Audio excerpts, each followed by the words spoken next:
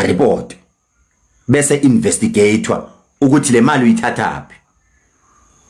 Mina baba Mkwanazi mawusuyenzile yakho investigation waqeda ngicela ungaqala uyidedele public ungibize sibe ne meeting eoffice lakho bese ngidedela kwami.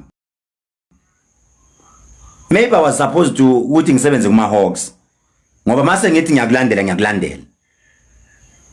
mina mase ngithi ngiyakulandela ungagqoka impahla eziwashwe yimina ungazi ukuthi yimina engiyiwashile ngikuwashele ngikuayinele ungazi lutho kanti ngiyakuwashela ngiyakayinele ngiyakulandela. Baba Mkwanazi yenza umsebenzi wakho. Lo wamuzi loyana olaphana okuthiwa kusedamini nedama elinganalutho elingana crocodile amanzi nje okwafika ugandaganda wayimela laphana nawo futhi sokuthiwa idami. Baba Mkwanazi yenza umsebenzi wakho. Ngiyacela yenza investigation ubambisane no SARS wenze a proper audit lena ehlala yenziwa ku Khehlelezi okuhlala kuthiwa ngideclare imali zami ukuthi le ngiyithathaphi. Ake sideclare nike but ngisho ukuthi impendulo ezophuma ukuthi kukhona indoda eniyoyibamba political party thizeni elala namadoda enizothola ukuthi intombi yakhe le intombi yakho yakhela umuzi. Baba Mkwanazi yenza umsebenzi wakho manje. Ngiyakudedela manje. Yenza umsebenzi wakho. Kukhona eniyothola ukuthi udayisa idakamizwa. Kodwa ngingangeni lapha. Nkosi yami. Angimsukeli omunye umuntu mina ngoba indoda nendoda isuka izama. Angimsukeli. Kodwa Mkwanazi thatha indawo yakho manje wenza umsebenzi wakho. Ngicela ukukunika lokho. Yakwethemba umsebenzi wakho uyawenza hayi kancane. Akekho ucommissioner enseke ngambone esebenza njengawe. Uyasebenza strong. Thatha indawo yakho manje. Indawo yakho mawuyithatha baba Mkwanazi unga investigating ngapha kuye kuphela uinvestigate nakimi ukuthi wena Khehlelezi wahlala emzini wathenga umuzi ngo8 million umuzi wakho manje usuwetha 13 million imali yoku renovate lo muzi eMhlanga awunawo umuzi oyi1 eMhlanga unemizi emithathu eMhlanga unomuzi eNtuzuma unomuzi emahlabathini unemizi eGoli unomuzi eCape Town uyithathe ephi yonke le mali Khehlelezi siyofika la kufanele kufikwe khona.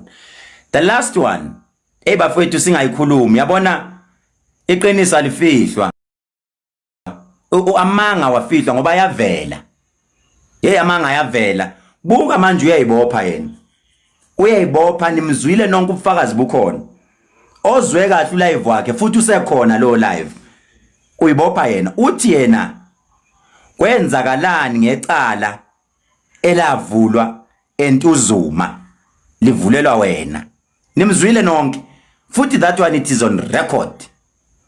Nansi ke nginichazele futhi ngake nganichazela ku Facebook wami ngathi mina ngibhlungu ngoba kunomuntu othengiwe lo muntu mayithengwa ubala lolo ngoba uMkwanazi le ngamtshela ukuthi akayithatha investigate we still have the records eMtuzuma futhi I have to stand up for this.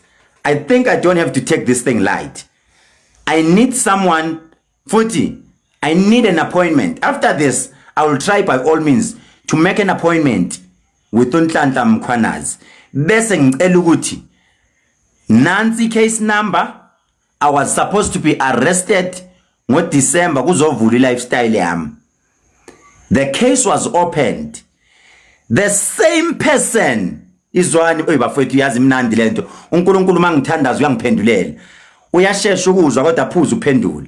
The same person uMakhoba lo owamthuthela indaba wagijima wazongitshela wathi Khehlelezi my brother is working eNtuzuma ngazi noma eNtuzuma noma kuphi uthi wena kusasa uzolandwa amaphoyisa uzoboshwa ngiboshelwani hayi angazi masithi siyafona impela icala li-on kumele ngizoboshwa. I decided to take my lawyer sahamba saya straight epolice station hayibo nayi le ndoda kuthiwa izoboshwa izilethile kwenze njani hayi impela balibona idokodo nali idokodo